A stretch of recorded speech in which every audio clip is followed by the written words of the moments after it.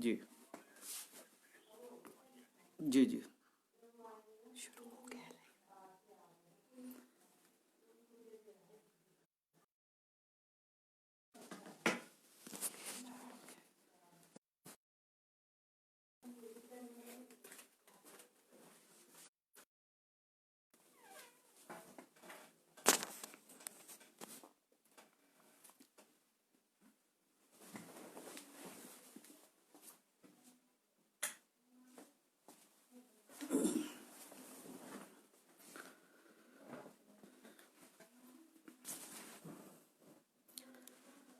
नमस्कार।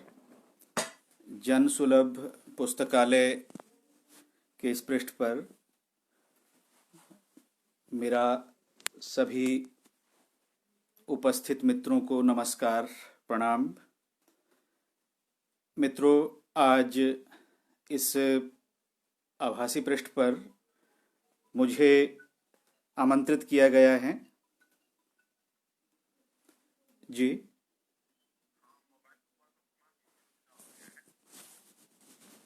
अच्छा।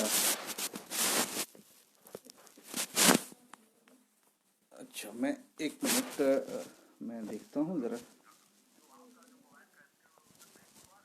हाँ, मेरी मेरी स्क्रीन पे ठीक आ रही है। जी जी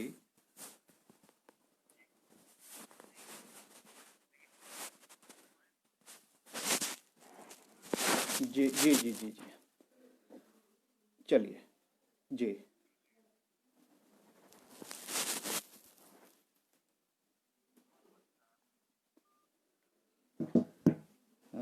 मुझे लगता है, और क्योंकि ये थोड़ा सा तकनीक का मामला है, और चूंकि हम लोग बहुत अधिक तकनीक के साथ वाबस्तगी रहती नहीं है, और क्षमा चाहूँगा, तो मुझे लगता है बहुत सारे मित्र धीरे धीरे इस पृष्ठ पर आ रहे हैं। नमस्कार जी। मृगेंद्र जी, बहुत बहुत आभार, आप लोग इस कार्यक्रम में जुड़े हैं। मित्रों, आज मैं सबसे पहले तो आभार व्यक्त करना चाहूँगा जन सुलभ पुस्तकालय के साथियों का, अर्पण जी और तमाम साथियों का, जो इस पृष्ठ को चला रहे हैं बहुत बेहतर ढंग से। रचनाशीलता को अ, अग्रज मुस्तफ़ा खान जी भी को भी मेरा नमस्कार। जन सुलभ सुलभ पुस्तकालय कह रहे हैं, अब ठीक है। शायद पहले मोबाइल टेढ़ा या उस तरह से नहीं आ रहा था, क्योंकि स्वाभाविक है, तकनीक से हम लोग अभी धीरे धीरे इससे मैत्री बन रही है। तो इस पृष्ठ पर कुछ और मित्र भी जुड़ रहे हैं, और जैसे जैसे आप सब जुड़ते हैं, तो बातचीत का सिलसिला शुरू करते हैं, और कुछ बातचीत भी करेंगे, कुछ कविताएं भी सुनाएंगे। तो स्वाभाविक है कि एक रचनाकार के लिए, और उसकी रचनाशीलता पर जब बात की जाती है, या वो जो स्वयं जब बात करता है, तो शुरुआती रुझानों से वो अपनी बात शुरू करता है, या कविता रचनाशीलता से वो किस तरह से जुड़ता है, या उसका किस तरह से पहले पहल उसमें पदार्पण होता है, उसके साथ स्वाभाविक है कि वो ये रचना यात्रा के शुरुआती पड़ाव के साथ वो यात्रा शुरू होती है। तो मित्रों, मैं ग्रामीण पृष्ठभूमि से आता हूँ, और मुस्तफ़ा जी कह रहे हैं, अग्रज हमारे कवि, की अब ठीक है। शुक्रिया। आप बने हुए हैं, आप मित्र यहाँ। तो मैं बात कर रहा था अपनी लेखन की शुरुआत के विषय में। मैं ग्रामीण पृष्ठभूमि से आता हूँ, और कृषकीय पृष्ठभूमि से आता हूँ, किसान जीवन से आता हूँ। तो ये पृष्ठभूमि मुझे एक तो ज़मीन से जुड़ना सिखाती है, मिट्टी से जुड़ना सिखाती है। मेरे माता पिता कृषकीय जीवन से जुड़े रहे, चंद्रकला त्रिपाठी मैडम को प्रणाम नमस्कार। तो कृषकीय पृष्ठभूमि मुझे मेरे लिए बहुत सार्थक इसलिए भी रही कि ज़मीन से जुड़ना भी मुझे सिखाया कृषकीय पृष्ठभूमि ने, और साथ ही साथ मिट्टी से जुड़ना और ज़मीन पर टिकना भी, ये संस्कार मुझे मेरे कृषकीय जीवन से मिलते हैं। क्योंकि मेरे माता पिता बहुत सामान्य जीवन जीने वाले, श्रमशील, श्रम को बहुत महत्व देने वाले, और ये श्रमशीलता का संस्कार मुझे अपने पैतृक संस्कारों में या परिजनों के माध्यम से मिला। ग्रामीण जीवन में पैदा हुआ और फिर पढ़ाई लिखाई हुई। मुझे लगता है कि जब हम, अर्पण जी ने कहा है कि हम बड़ी सहजता से कुछ रचना प्रक्रिया पर भी बात करेंगे, तो रचना प्रक्रिया कहीं ना कहीं हमारी रचना के जो सरोकार है उसके साथ जुड़ती है कि हमारे उद्देश्य, सरोकार और रचनाशीलता में आने का कारण, ये सब चीज़ें कहीं ना कहीं हमारी रचना प्रक्रिया को प्रभावित भी करती है, बल्कि निर्मित करती है हमारी रचना प्रक्रिया को। तो जैसा मैं कह रहा था कि शुरुआती दौर से ही कृषकीय जीवन से था, बहुत अधिक कोई पढ़ने लिखने का उस तरह का माहौल तो नहीं था, लेकिन धीरे धीरे हमारे विद्यालय में, ग्रामीण विद्यालय में कुछ अध्यापक ऐसे थे जिनका पढ़ने लिखने से, सृजन से रुझान था, ताल्लुक़ था। निरांबर शर्मा जी हमारे एक अध्यापक यहाँ हुआ करते थे। हमारे ही जनपद के एक शास्त्री जी थे, हेतराम शास्त्री जी। तो ये लोग सृजन की बात या रचनाशीलता की बात बचपन में भी हम लोगों से किया करते थे। बड़े शौकीन थे किताबों के, पुस्तकों के, और इस तरह से धीरे धीरे फिर पुस्तकों की तरफ रुझान हुआ। पुस्तकों की तरफ रुझान होने से ये हुआ कि कुछ अच्छी किताबों से, कुछ अच्छे कवियों से परिचय हुआ, उनसे वास्ता हुआ, और अच्छी किताबों ने अपने पाश में मुझे बांधा। और स्वाभाविक है कि अभिव्यक्ति की, या जिसको हम कहते हैं कि कला विधाओं की तरफ या अभिव्यक्ति की विधाओं की तरफ जितना हम जाते हैं, उतनी ही ये विधाएं भी हमारी तरफ आती हैं। और अच्छी किताबों की तरफ बढ़ा तो अच्छी किताबों ने भी मुझे अपनी पाश में बांधा, अच्छे कवियों ने भी मुझे अपने पाश में बांधा, और धीरे धीरे रचनाशीलता की तरफ, किताबों की तरफ रुझान बढ़ता गया। और जब धीरे धीरे उम्र बढ़ती गई तो अभिव्यक्ति की ज़रूरत की तरह कविता मेरे पास आई। अनेक विधाओं में पढ़ना शुरू हुआ तो बहुत सारी बातें रहा करती थी बचपन से ही। एक तो मुझे प्रश्न और तर्क और संवेदना, इन सब से बहुत गहरा वास्ता रहा। व्यक्तित्व में ये चीज़ें मेरे व्यक्तित्व में रही। तार्किकता, प्रश्न पूछना, जिज्ञासा और संवेदना, छोटी छोटी बातों से प्रभावित हो जाना, छोटी छोटी बातों पर किसी भी तरह का, मतलब कहना चाहिए कि प्रभावित भी हो जाना और गहरे प्रभावित भी हो जाना। तो बहुत सारी चीज़ें ऐसी होती थी जो खुद से संवाद होना, बहुत सारे लोगों से बात होना, लेकिन लगता था कि इस बात को मुकम्मल तरीके से बात को कोई बात आपको, मान लीजिए संवेदनशील व्यक्ति होते हुए कोई चीज़ चुभती है या कोई चीज़ आपको प्रभावित करती है, सकारात्मक ढंग से भी हो सकती है, नकारात्मक ढंग से भी हो सकती है। तो जब इस तरह की चीज़ें आपको प्रभावित करती हैं तो आप उसको साझा करते हैं मित्रों के साथ, लेकिन कई दफ़ा लगता है कि जो बात आप कह रहे हैं वो पूरी तरह से मित्र तक पहुंची नहीं। संवेदना का भी सबका अपना अपना स्तर होता है। तो फिर इस तरह से मैं अपने एकांत में जब लगा कि बात को जितना मैं कह रहा हूँ उतना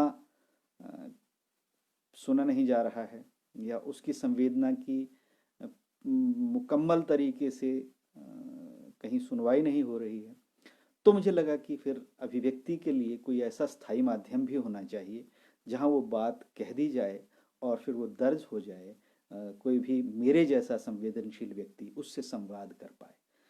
तो इस तरह से कविता की तरफ आया और कविता से जुड़ा, अच्छी किताबों का साथ रहा, बहुत सारे तनाव, बहुत सारी गुत्थियाँ, बहुत सारे संशय पुस्तकों ने कहीं ना कहीं उनका निवारण किया। तो मुस्तफ़ा भाई कह रहे हैं कुछ आवाज़ कम आ रही है, चलिए मैं थोड़ा सा ज़ोर से बोलने की मैं प्रयास करता हूँ। तो मित्रों, इस तरह से कविता से वाबस्तगी हुई, और अब मैं बीच बीच में अपनी कविता ऐसे चल रहा है जीवन, ये शुरुआती दौर की कविताओं में से एक है कि ऐसे चल रहा है जीवन जैसे अदालत की अनुशासित व्यवस्था और शातिर बहसों के बीच पूरी पवित्रता के साथ लाई जा रही गीता और उस पर हाथ रखवा कर कहलवाया जा रहा, मैं जो कहूँगा सच कहूँगा, सच के सिवा कुछ नहीं कहूँगा। तर्क वितर्क से लहूलुहान सच की चीत्कार के बीच खामोश रहती है गीता, बार बार हलफ उठवाती हुई, इतनी ही बची है जैसे उसकी हैसियत, ज़रूरत और जगह। चल रहा है इस तरह जीवन जैसे राजस्व उगाहने की लालसा और शराबियों के निर्लज्ज अट्टहास के बीच खामोश दुबकी हुई है चेतावनी कि शराब का सेवन स्वास्थ्य के लिए हानिकारक है। व्यवस्था की कालिमा को गाली देते, अपना रंग छिपाते या बदलते गिरगिट सा समूहों में चीख रहे भद्रजन, भारत माता की जय, हिंदुस्तान जिंदाबाद। सुबह उठते ही हिंसा और अनाचार के बर्बर भयावने दृश्यों, औरतों बच्चों के जिस्म चीथड़ों की कमेंट्री के बाद बुलेटिन समाप्त करती, मुस्कुराती कहती समाचार वाचिका, हैव ए नाइस डे। सुबह उठते ही हिंसा और अनाचार के बर्बर भयावने दृश्यों, औरतों बच्चों के जिस्म चीथड़ों की कमेंट्री के बाद बुलेटिन समाप्त करती, मुस्कुराते कहती है समाचार वाचिका, हैव ए नाइस डे। तो ये शुरुआती दौर की कविता थी। जैसे मैं बात भी कर रहा था अपने रचनाशीलता और किस तरह से कविता की तरफ रुझान बना, उस पर भी मैं बात कर रहा था। राजेश सिंह जी कह रहे हैं नमस्कार, मेरा भी नमस्कार आपको। तो जब अभिव्यक्ति की ज़रूरत की तरह कविता मेरे पास आती है और मैं उस पर अपनी अभिव्यक्ति को दर्ज करने का प्रयास करता हूँ, तो मेरे लिए स्वाभाविक है कि कविता एक ज़रूरत की तरह है। किसी तरह की कोई बहुत अपेक्षाओं, सांसारिक अपेक्षाओं से ज़्यादा एक आंतरिक ज़रूरत की तरह मेरे पास कविता आती है। और कविता में मुझे लगता है कि कविता एक ऐसी विधा है जिसमें सार संक्षेप में या कुछ सूत्रात्मकता के साथ हम अपनी बात को कह सकते हैं। और जब अभिव्यक्ति की ज़रूरत की तरह कविता मेरे पास आती है तो स्वाभाविक है कि शिल्प और दूसरी चीज़ें मेरे पास उस अभिव्यक्ति को कारगर बनाने के लिए या उसकी प्रभावोत्पादकता को कहीं ना कहीं बेहतर करने के लिए, अभिव्यक्ति को बेहतर ढंग से संप्रेषित करने के लिए शिल्प, भाषा जैसे जो दूसरे कविता के टूल्स हैं वो आते हैं। मुझे मेरी जो कविता की अपनी समझदारी के हिसाब से मुझे ये कभी नहीं लगा कि कविता जो है वो किसी विशेष शिल्प में या शिल्प के बहुत ज़्यादा उसमें मैं बहुत ज़्यादा डूबा हूँ।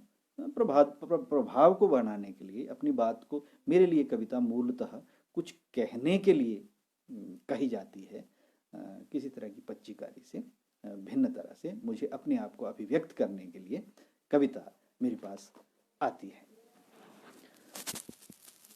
तो इस तरह से अब मैं अपनी दूसरी कविता आपके सामने पढ़ता हूँ। और तो जो चीज़ें प्रभावित करती हैं वो कविता में आती हैं, हमारे आसपास की, हमारे अपने जीवन की, हमारे अपने जगत की, लोक की तमाम चीज़ें, तमाम अनुभूतियाँ कविता में बतियाई जाती हैं मेरे लिए। तो अब मैं दूसरी कविता आप सबके सामने पढ़ रहा हूँ। और कविता का शीर्षक है औरत की आंच।